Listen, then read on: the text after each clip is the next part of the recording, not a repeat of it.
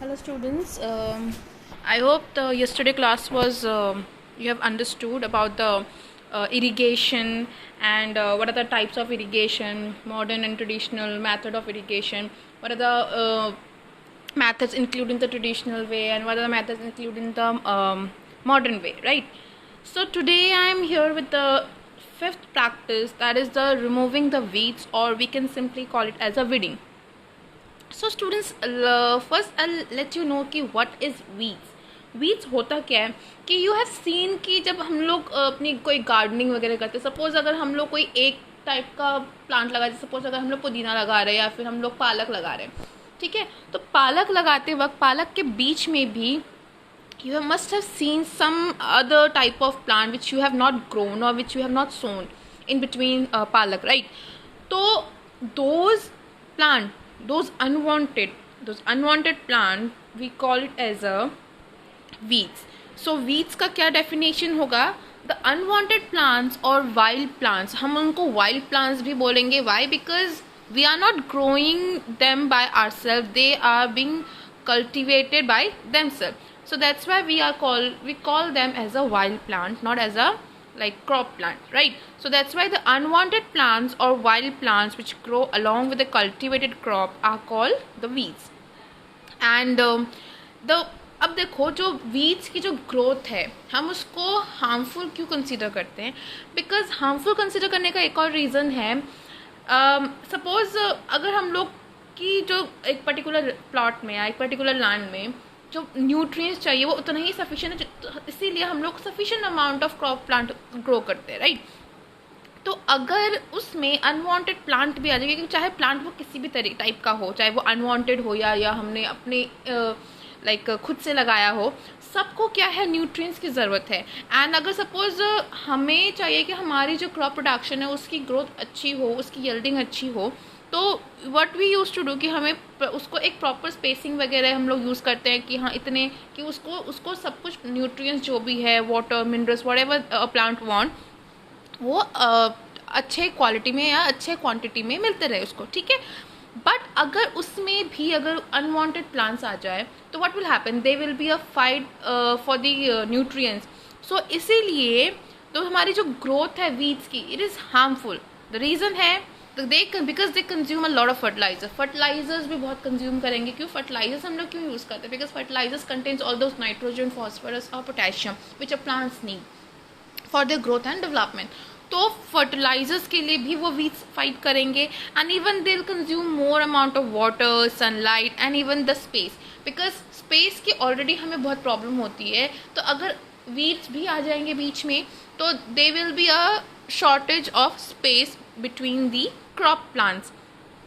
Then comes your, it will also reduces the crop yields, means जो crop की जो production है, growth है, वो भी reduce हो जाएगा. and even the quality जो है crop की हमारी, वो भी बहुत degrade हो जाएगी. तो means why the growth of weeds are harmful, उसके reasons क्या होंगे? because they consume a lot of fertilizers, they consume a lot of water, sunlight, space, then it also reduces the crop yield and it will lower the quality of the food grains. So now comes your, अब हमने weeds तो पढ़ लिया, but हमने ये भी देखा है कि we have seen that कि there are many types of weeds, we have seen, right, in between the other crop plant. So weeds की जो टाइप है it varies from field to field. वो फील्ड के ऊपर भी डिपेंड करती है कि कौन से फील्ड में, अगर फर्टिलिटी के ऊपर भी डिपेंड करती है. अगर सपोज एक फील्ड में ज़्यादा अमाउंट ऑफ नाइट्रोजन है, ज़्यादा फर्टाइल है, तो उसमें अलग टाइप के वीड्स आएंगे. या क्रॉप टू क्रॉप भी वेरी करता है. And even it also very from season two season. अगर हम लोग रेनी सीजन में लगा रहे तो अलग टाइप के वीड्स आएंगे, अगर हम लोग विंटर में लगा रहे तो अलग टाइप के वीड्स ग्रो करेगा. तो उसके बेसिस पे हमने I have short list, there are 4 common weeds which we can see, that is wild oat, जिसको हम लोग जावी भी बोलते हैं.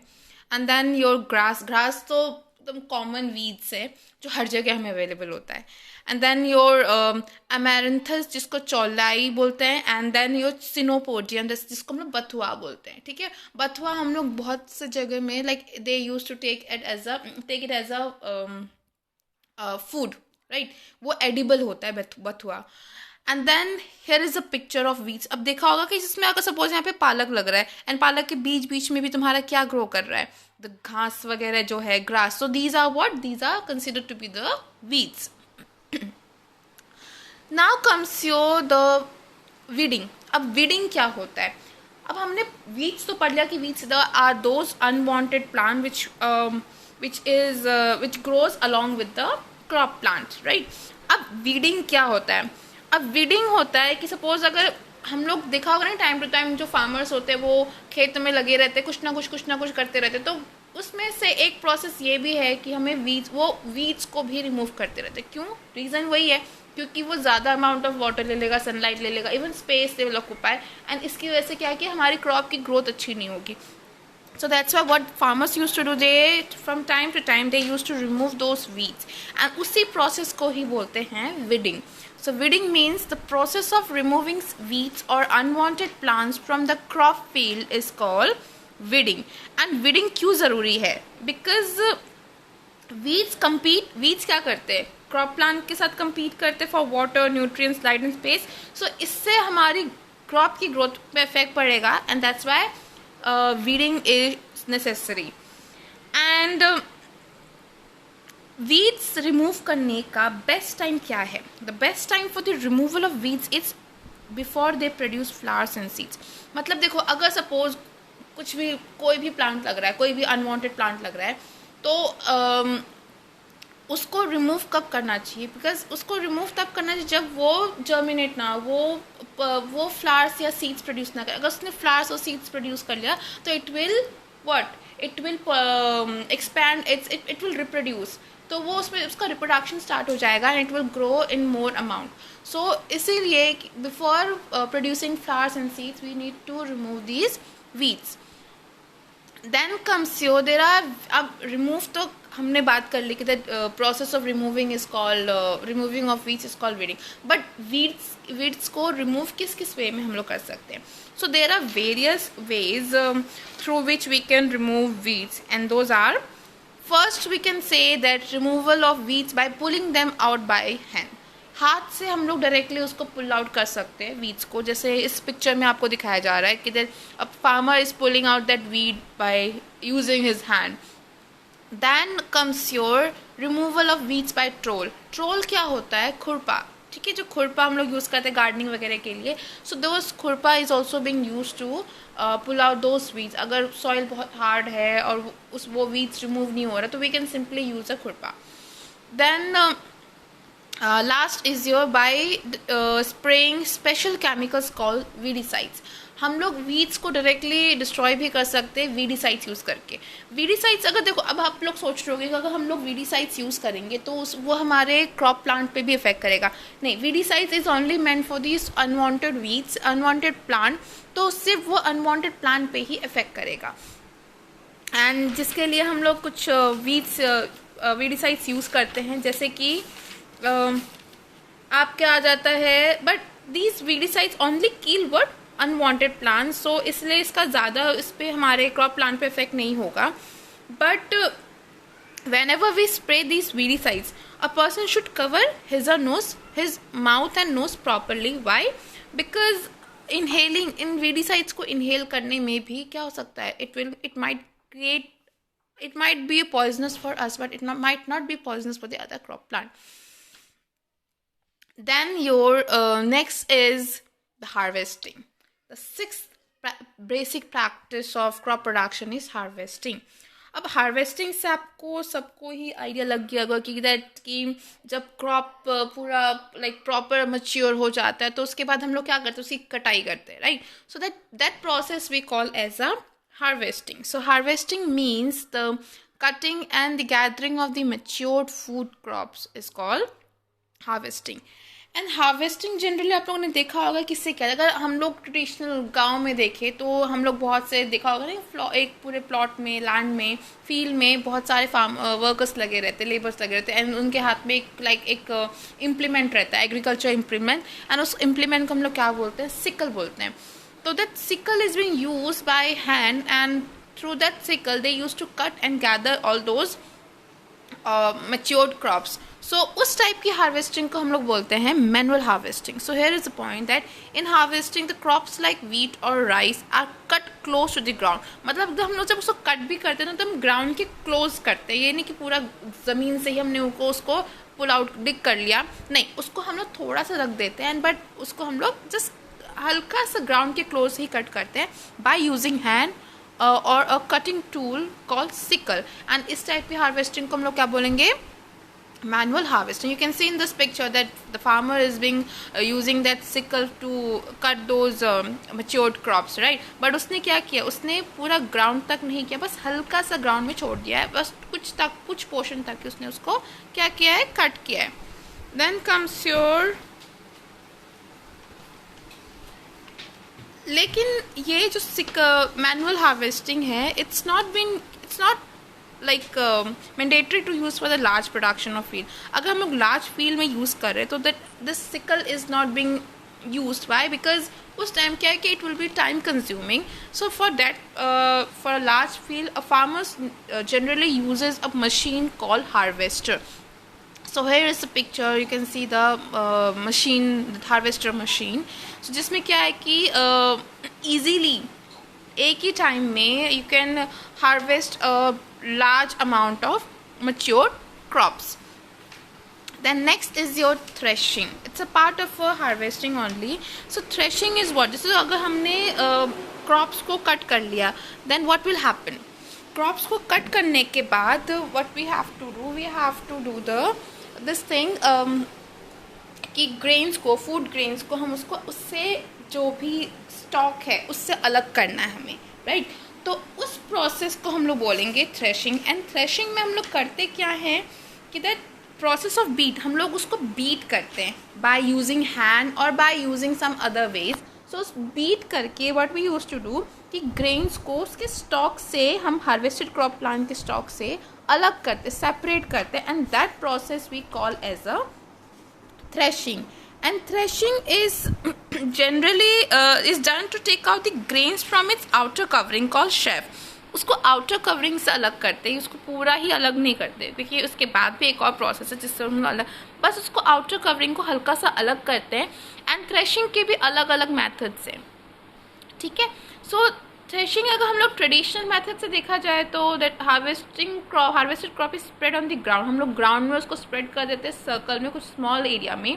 एंड अपने कैटल्स को, जैसे कोई भी बुलक हो गया या तुम्हारा कैमल हो गया या बफेलोज हो गया, तो उनको क्या करते थे, we make them walk over it again and again, and वो भी सर्कुलर वे में, सो दैट कि कैटल्स की जो फीट है वो उसको क्या कर दे, हार्वेस्टेड क्रॉप प्लांट्स को क्रश कर दे.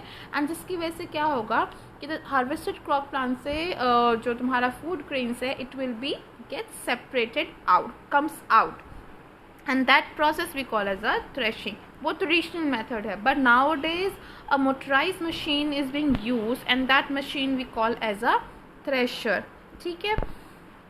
So here is a picture of the kettle is being used to separate those grains from their shaft. circular way में लगे रहते हैं. एंड मशीन यहाँ पे आपको दे रखा है कि थ्रेशर कैसे, जैसे अगर हमने यहाँ पे किया तो जो तुम्हारे शेफ है उसको सेपरेट कर रहा है एंड ग्रेन्स को अलग कर रहा है. Then next is the last process of harvesting is winnowing. अब क्या है कि we have now separated the grains from the chaff. अब ग्रेन्स को उसके उसकी जो कवर है, आउटर कवरिंग है, उसको उस कवरिंग से अलग करना, and that covering we call as a hay. So now the process of separating grains from chaff से तो हमने अलग कर ही दिया है, एंड हे से अभी अलग करेंगे with the help of a wind. अब इसमें क्या है कि हमें विंड की बहुत ज़रूरत होती है. So with the help of a wind we separate out the grains from chaff and hay, and this process we call as a winnowing. And इसमें होता क्या है कि that when the grain mix with chaff and hay is made to fall from a height, इसको हम लोग height से fall करते हैं and in presence of a blowing wind. And what happened ki grains is more heavier than their chaff and hay, so it will fall down straight to the ground, and whereas the chaff and hay they are much lighter than the grains, so they will carry it away to some distance by the help of a wind. So here you can see the picture, the workers are being doing the same process. They hold those grains at some height, and they are just made them fall down, and the chaff and hay, they are getting separated from the food grains. सो अब बात आती है कि ना winnowing हम किस किस process से कर सकते हैं. सो पहले तो हम लोग नॉर्मली हाथ से ही हम लोग कर सकते हैं, मैनुअली भी कर सकते हैं. तो मैनुअली तुम देख सकते हो कि पिक्चर्स में दिया हुआ है. But how a machine now days, a machine is being used for every process of agriculture. So for winnowing also there is a machine called combines, or we can simply call it as a combine harvester. So combine harvester is basically is a huge machine which can, इसमें क्या है कि इस machine में you can harvest the crop also, you can thresh it out, and even you can winnowing, मतलब separate भी कर सकते हो. तो मतलब तीनों प्रोसेस एक ही मशीन में पॉसिबल है. तो उस मशीन को हम लोग क्या बोलते हैं, combine harvester. And here you can see, देखो वो ग्रेन्स को कट भी कर रहे हैं, ग्रेन्स को सेपरेट भी कर रहे हैं, एंड देन उसको अलग भी कर रहे हैं, right. So all the three process are being done by a single machine. Then this machine we call as a combine और अ कंबाइन हार्वेस्टर. नाउ अब last process is the storage. अब देखो सब कुछ हो गया, हमारा हार्वेस्टिंग हो गया, हमने सब कुछ कर लिया. बट अभी हार्वेस्टेड क्रॉप जो है, हमारे फूड ग्रेन से जो हमने सेपरेट कर लिया, अब उसको हमें कहाँ रखना, हम स्टोर करेंगे. हम एक टाइम में तो यूज़ नहीं कर सकते. We generally use to store those food grain. So storage का भी अलग प्रोसेस है. एंड बिफोर स्टोरेज, हमें स्टोरेज करने से पहले क्या है कि जब देखा हमने, वी हैव ऑब्जर्व दैट कि जो ग्रेन्स होता है वो तुम्हारे सॉइल में काफ़ी टाइम तक, ग्राउंड में काफ़ी टाइम तक रहता है. तो it has some moisture, it contain some moisture. और अगर हम लोग उसी मॉइस्ट ग्रेन को अगर हम लोग कहीं प्लेस कर देंगे, स्टोर कर देंगे, तो what will happen, there are chances of getting the grains get spoiled. So that's why to prevent from spoilage of the food, because अगर स्पॉइल हो गया तो हमारे पूरे साल की मेहनत क्या हो गई, it will be a waste. So to prevent those spoilage, we need to first do what, we need to first dry those food grains under the sunlight, and then after getting dried we can simply store those food grains.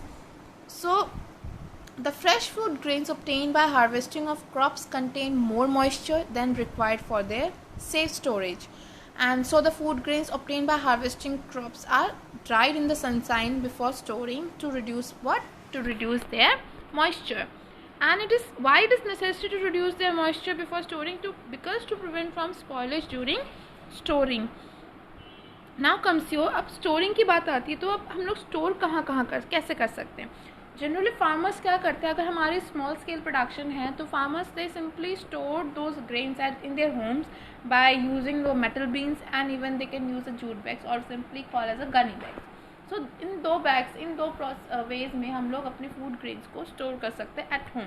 But what about the large scale, अगर हमारे पास large scale production है, like हमें बहुत बड़े product amount में हमने अगर produce किया, क्रॉप प्रोड्यूस किया, तो हम अपने ग्रेन्स को कहाँ स्टोर करेंगे. So they can be stored in two ways. First हम लोग स्टोर करेंगे गनी बैग्स में, and then in grain silos. तो गनी बैग्स तो हमें पता है कि दिस जूट बैग में हम लोग उसको स्टोर कर सकते हैं. एंड सिलोज में क्या है कि हम लोग कंटेनर, इसमें क्या है कि हम लोग कोई भी रोडेंट्स वगैरह से हम अपने ग्रेन्स को प्रोटेक्ट कर सकते हैं. Now comes next topic is food from animals. अब हमें एनिमल से ही हमने बहुत से कॉमन हमने बहुत टाइम पहले भी पढ़ा है कि लाइक हमें तो एनिमल से क्या क्या फूड्स मिलते हैं. तो वही है कि जैसे फूड्स हमें एनिमल से कौन से किस किस फॉर्म में मिलता है. We use to get in form of a milk, we used to get in form of meat, we used to get in the form of eggs, or there are various other ways, right? So but हमने ये भी देखा है कि the food obtained from animal is more expensive than the food obtained from the plant sources. And animal which produce food are mainly of two types, and those are milk yielding animals, or we can simply call it as a milch animals, and second is the meat and eggs yielding animals. Then comes your, what are the examples of the milk yielding animals or milk yielding animals? The milk yielding animals are the cow, goat and buffalo. And what about the eggs, meat and eggs yielding? Those are goat, sheep, fish, hen and duck. Then now the last topic is the animal husbandry. Animal husbandry is what? It is a branch of agriculture which deals with the feeding, shelter, health and breeding of domestic animals, and it is called a animal husbandry. Animal जैसा अगर हम लोग की crop की हमें बहुत maintenance करते हैं पूरी उसकी लाइक हार्वेस्टिंग एंड ऑल, तो एनिमल को भी ये सब चीज़ की ज़रूरत होती है. तो they need what? They need a feeding, they need shelter, proper shelter, they need a proper health care, they need a breeding, and this all the thing is being taken care by the animal husbandry. So what are the various elements or various practices necessary for this raising of the animals? Those are proper feeding of animals, then proper shelter for animals, prevention and cure of animal diseases, and the proper breeding of the animals. So here is the first chapter. We have finished with the first chapter. I hope you have understood all those points of all those basic practices which are being necessary for the crop production. And if you have any query regarding this, so you can simply pin it down, and you can even like write the comment on the comment box key, and do fare it out in your these notes in your notebook. Thank you.